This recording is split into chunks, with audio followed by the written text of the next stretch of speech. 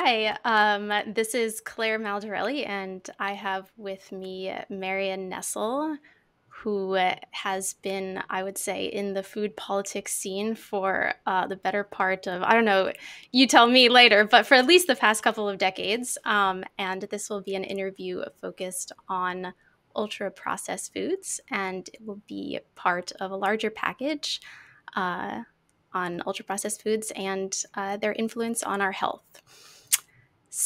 So, I am going to start my question with how you originally got interested in this field, particularly food and food politics. You're such a constant figure in this scene now for so long, but what originally got you interested in it? I got interested in food because I like to eat. Yes, I see a cereal box behind you. Oh yeah, it's got my picture on it. I think it's hilarious. I bought it. The I was teaching cell and molecular biology at Brandeis University, and I got handed a nutrition class to teach. And I did a memoir a couple of years ago, and I tell this story in the memoir. But it was like falling in love, and I've never looked back. I just thought it was, first for one thing, it was so much easier to teach than cell and molecular biology because students were just passionately interested in the topic and they really cared about what they were eating. And in those days, students could do tremendous research and write terrific papers, and they all wrote terrific papers. So we had a really good time. Why do you think that is? Because cell and molecular biology is so abstract, I suppose, and food we eat it every day, like multiple times a day. So yeah. Well, and then also, cell and molecular biology, until very recently, was not affected by politics, whereas politics affects everything in about what we eat. And so, even in my first class, I was talking about agriculture, food, nutrition, and health, the political and social and economic and environmental forces that were contributing to that, and also the science. Because I was trained in science, so I was having students, and this was in the biology department. They were supposed to be able to read scientific papers, and they could. It turns out ones in nutrition are much easier to read than ones in molecular biology. So it was just a phenomenal way to teach basic critical thinking about research. Do you think that the focus on food and nutrition was as strong then as it is now? I mean, our the number of food companies and their control over the food system has only grown. With that, has the interest in food and nutrition studies grown as well, do you think? Well, I was asked that same question in 1975 when I started out. Everybody thought that there had been this sudden interest in nutrition. Linus Pauling had just published just published Vitamin C in the Common Cold. Um, Francis Moore Lappé had just finished publishing Diet for a Small Planet, which was enormously influential. Michael Jacobson had just started the Center for Science in the Public Interest, which published a book called Food for People, Not for Profit, that I used as a textbook in that first class in 1975, that laid out all the political issues. It was right there from the beginning. So, yes, the interest has grown, and there's much more about it in the popular press, but there was a lot then, too. Yeah. I think that leads into my first like bigger question,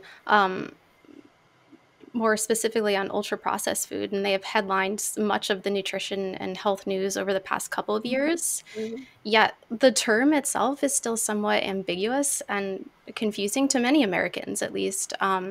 So briefly, if you're able to, what exactly is an ultra processed food? I mean, first of all, I don't find the term ambiguous or confusing at all. I mean, to me, it's junk food.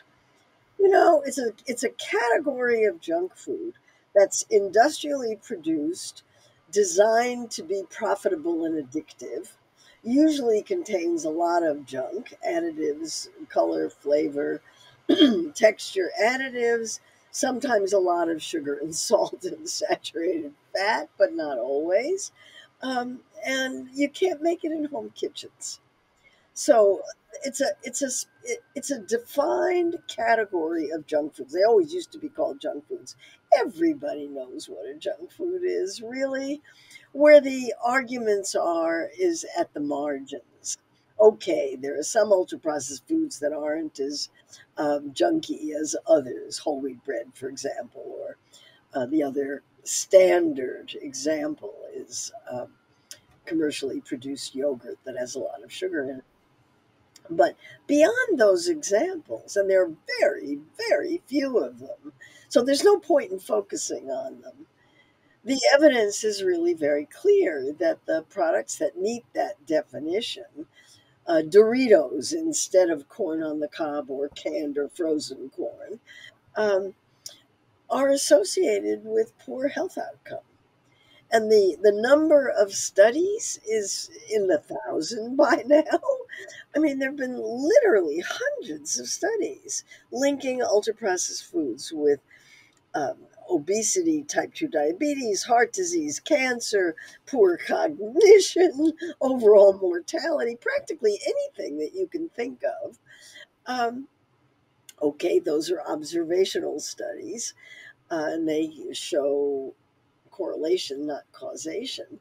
But there are now at least three extremely well controlled clinical trials that show that ultra processed foods induce people to eat more calories than they otherwise would, a lot more calories, enough more calories to account for weight gain in the population and to account for obesity in the population.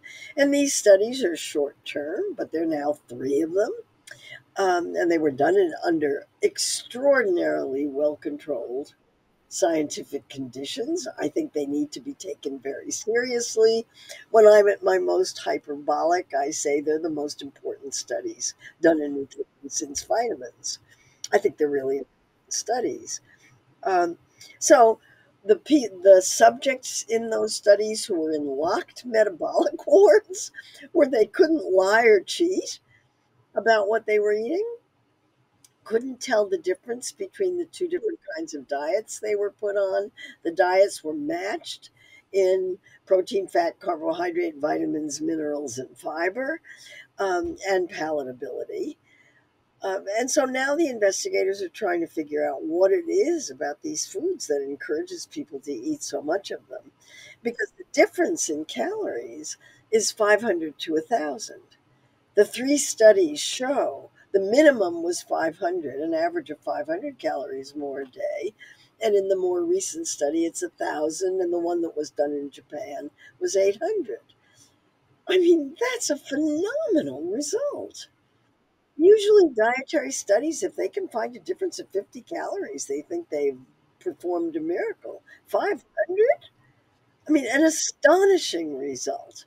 Absolutely unambiguous result. And yes, they were short term studies, and I wish that the investigators had the money to run longer studies, and maybe they will.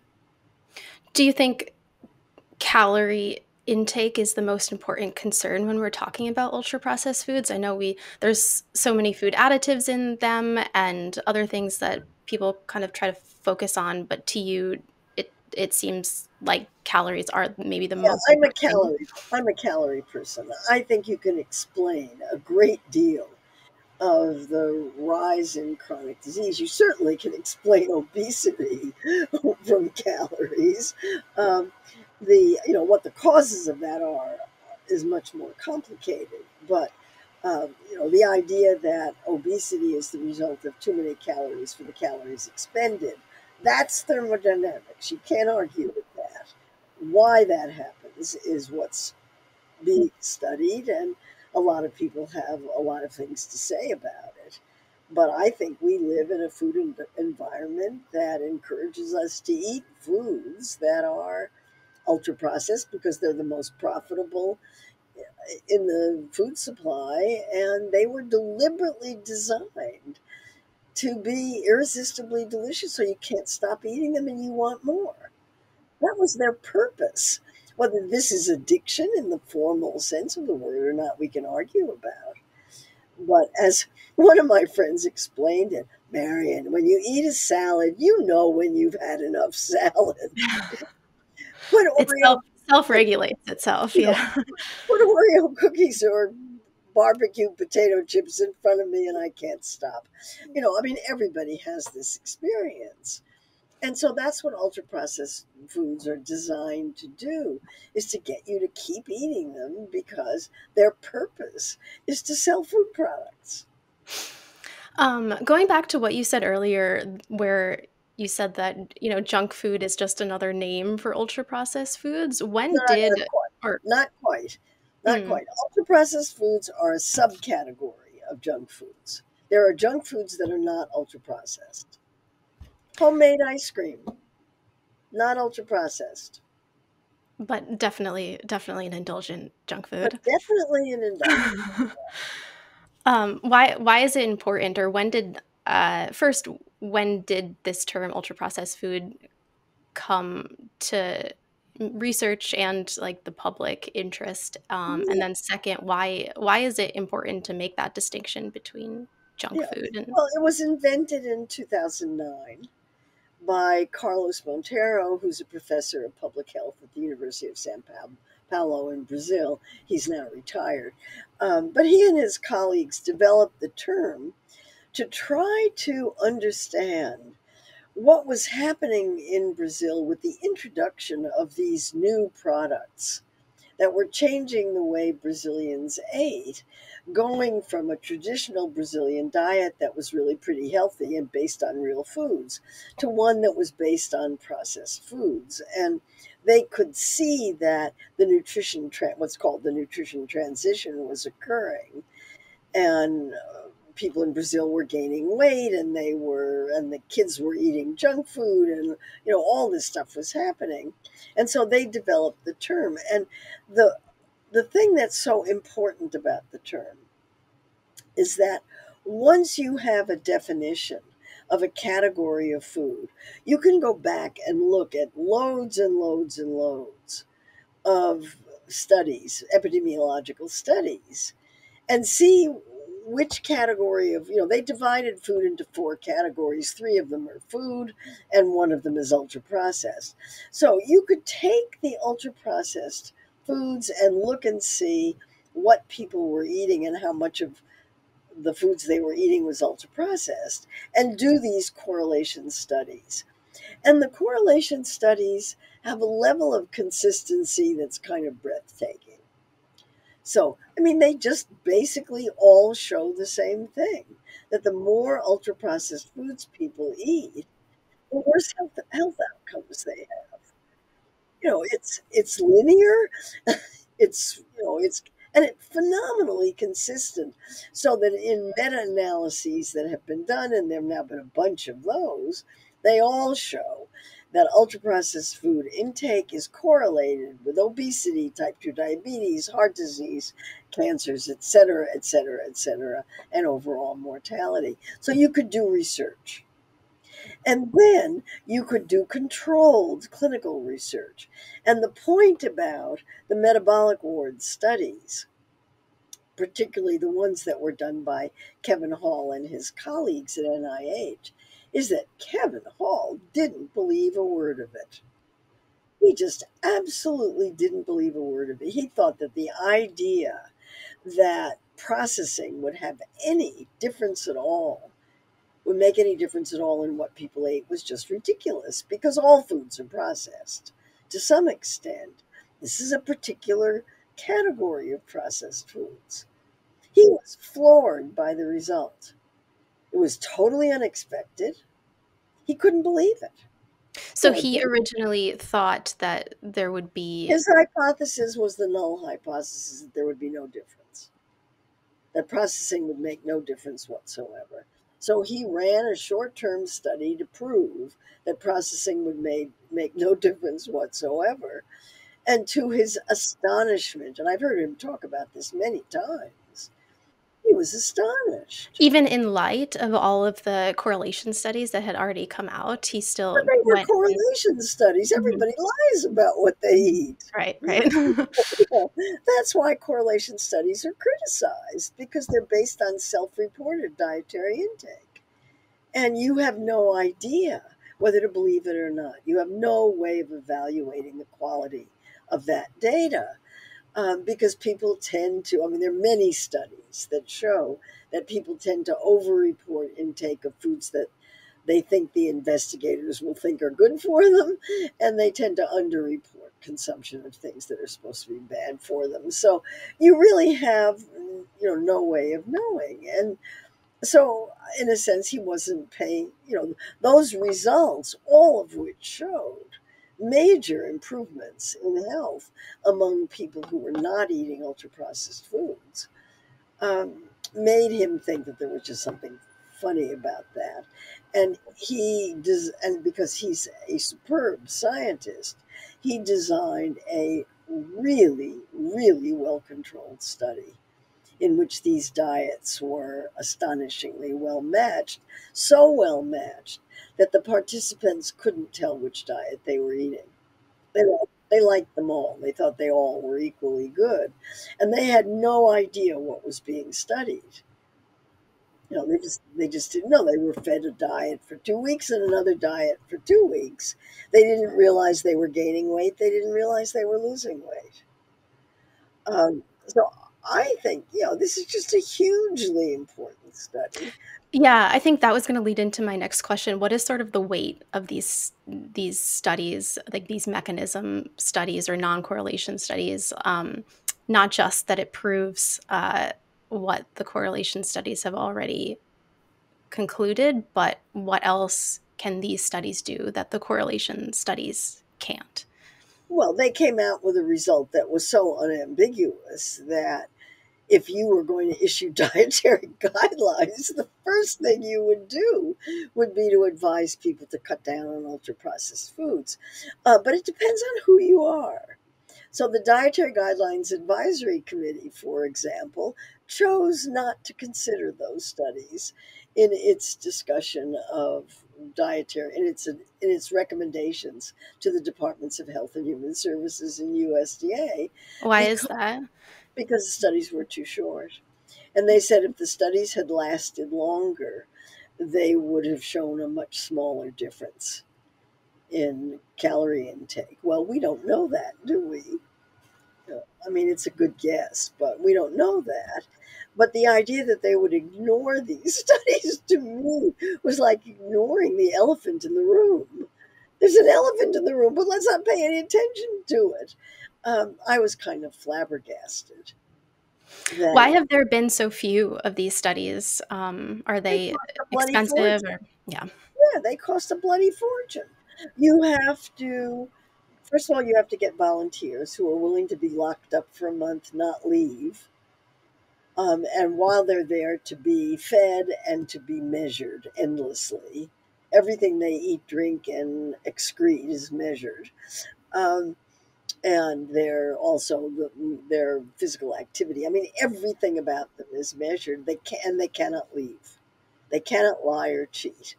Um, and and they're paid.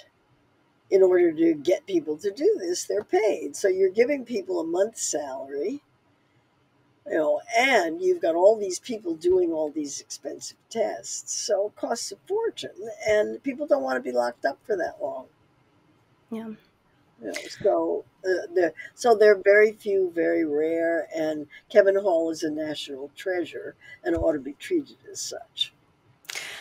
So aside from them in these studies, like Kevin Hall's study influencing dietary guidelines, what role do they play for food companies? Because many people know that ultra processed foods like packaged cookies aren't good for our health, but yet billions are still sold every year in the United States. So if a food company's ultimate goal is to sell a product and to make a profit, what could make them sell a product that is, say, ultra processed and healthy? And would these studies influence that or help or I'm not sure you mean ultra processed and healthy. We don't have any we don't have evidence that ultra processed foods are healthy.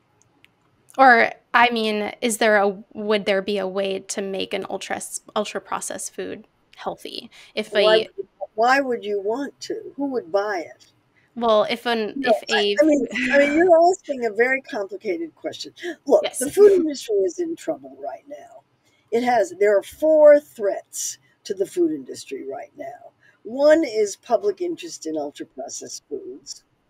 Another is the GLP-1 drugs, which one of their side effects is they make people not want to eat ultra processed foods. People are turned off of junk food. They don't want to eat it.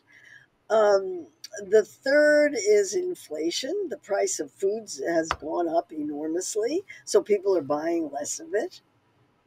And the fourth is RFK Jr., who wants to get ultra processed foods out of the food supply. Um, so, at this moment when we're talking, we don't know whether RFK Jr. is going to be confirmed or not, but we'll know that soon enough. But the food industry sees this as the writing on the wall, and these four things coming together have pushed the food industry to try to figure out what to do next. Well, Nestle, no relation, has started a new line of products aimed at people taking GLP-1 drugs. And this line of products is higher in protein and higher in vitamins and minerals and fiber or whatever. Will anybody want to buy it? I have no idea. Other companies are looking at ways. ConAgra has developed a set of products where they're advertising them for GLP-1 takers. Uh, I mean, are these products good, bad, or indifferent? Will they sell as much as junk food? I have no idea. I doubt it. People But like what you're buying. saying is if their ultimate goal is to sell, their ultimate goal is never going to be whether or not this is healthy or not. Oh, that's not an issue. Yeah. It's a non-issue. The purpose of a food company is to sell food, especially if it's publicly traded. If it's publicly traded, then it goes by the shareholder value movement, in which the single purpose of a corporation is to make profits for stockholders. I mean, it's that's the investment environment we live in. And unless we change that and change the rules by which companies evaluate, which Wall Street evaluates corporations, that's not going to shift. No. So the healthfulness of the product is a non-issue. Jumping back to RFK, like you said, RFK Jr., like you said, the Senate Finances Committee he told the Senate Finance Committee in late January that, quote, highly chemical intensive processed foods were the, quote, culprit behind many of the chronic diseases affecting Americans. And that if confirmed, he would attempt to fix the food supply by targeting ultra processed foods. So if RFK is confirmed, what would you want him to, or whoever is put in charge of this department, what would you want this person to do regarding ultra processed foods? Well, he says he wants them out of schools, but that's Department of Agriculture. I don't know whether he has any control over that. And the kinds of things that you would need. I mean, he could put warning labels. He could call for warning labels on ultra processed foods like they have in lots of Latin American countries. That would be one thing to do. Raise the price, uh, put restrictions on marketing, particularly to children. I mean, there are a number of things that you could do to make it more inconvenient and more expensive to buy those foods. Um, that's never been a Trump agenda. So I'm not sure where that's going to go. And I haven't seen strong food industry opposition to his candidacy. It may be behind the scenes, but I haven't seen any public statements opposing his candidacy from the food industry, which makes me think that the food industry must not think that he's for real. But I don't know that. We'll find out in due course. Has anyone been able to stand up to food industry in the way that he's trying? Is there any precedent for that? Well, there's certainly precedent in Latin American countries where they've been able to get warning labels on food products in several countries in Latin America. Um, they're very, very worried about obesity there because they don't have enough money to pay for treatment of type 2 diabetes, which is an expensive disease to treat. But there have been examples here. I mean, Center for Science in the Public Interest for 50 years has been fighting the food industry in ways that it can on particularly labeling issues and content issues, and they've won some battles and lost others. But certainly there's precedent for some wins. And there's a big, I mean, Kennedy has a lot of bipartisan support for doing something about the food industry. I mean, that came as a big surprise to me, but there it is. And yeah, let's get color additives out of cereals. I'm for that. I don't think it's the most important issue in the world, but I think ultra processed foods is much more important. But there's never been a public health campaign at the national level, a real one, to try to get people to reduce their calorie intake. And part of that is because eating less is really bad for business. It's bad. The food industry doesn't like it. The food industry's job is to sell more food, not less. So, there are these sort of built in contradictions here. Very hard to know how this is going to play out. Do you think ultra processed food, this debate is more politicized than other food issues in the Yeah. past? And if yes, like why? Why? Well, Why I is that? do because there are two sets of opponents, two quite discrete sets of opponents to the concept of ultra processed food. One is the food industry. Ultra processed food is an existential threat to the food industry because it's their most profitable products. But it also turns out, interestingly enough, to be an existential threat to a lot of nutrition researchers who have spent their careers worrying about nutrients. Ultra processed foods is not about nutrients, it's about processing. Um, and so, some very surprising mainstream nutrition research leaders have come out against the concept of ultra processed food, complaining that it's not well defined, it excludes healthy foods, it has all these problems with it. And I think that's unfortunate Unfortunate why? because it's a really important Mhm, concept with a mhm, lot of research behind it. mhm. And if nothing else, these foods encourage people to eat more of them. I don't think you need to know anything else.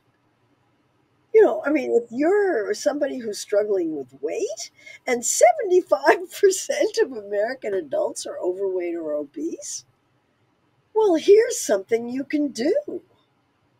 Cut down on sugar sweetened beverages and cut down on ultra processed foods.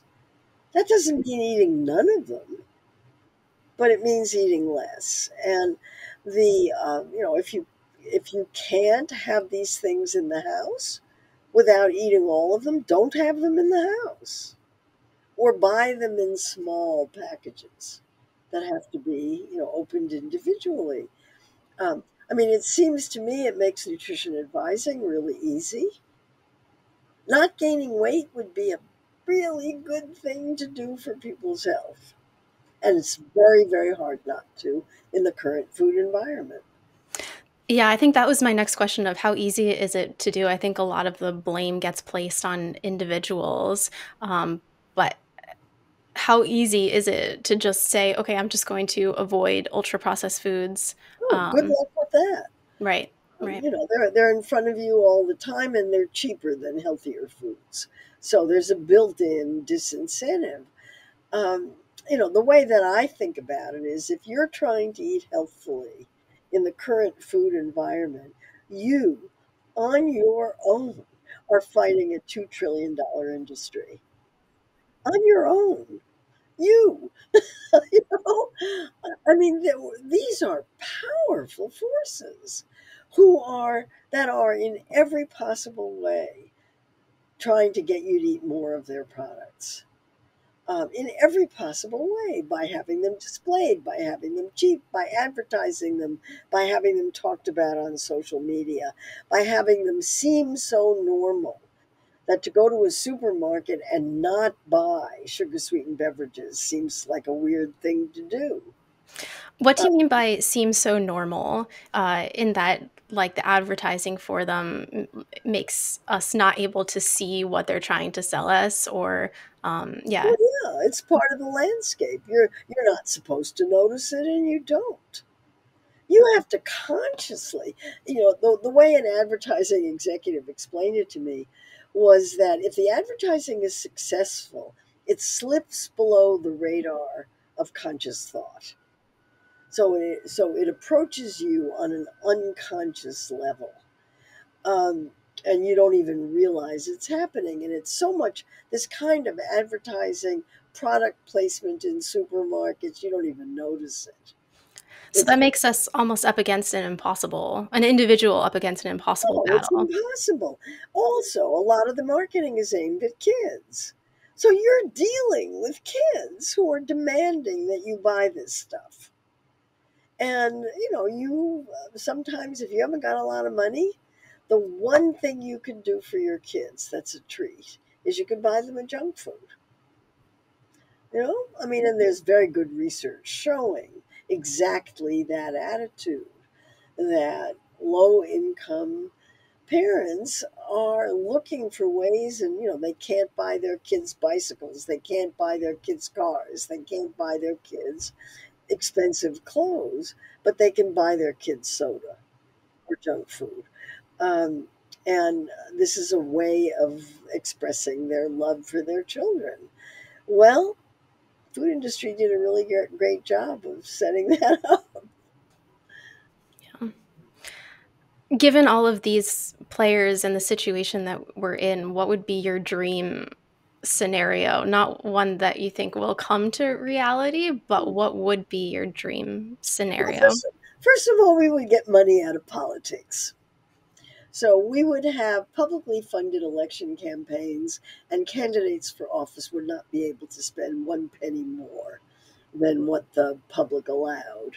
We would overturn Citizens United, the Supreme Court decision that allowed unlimited corporate money in politics. That's my starting place. Then I want an agricultural system that is focused on food for people rather than feed for animals and fuel for automobiles. I want farmers growing fruit and vegetables for people under regenerative, sustainable conditions, organic, sustainable conditions.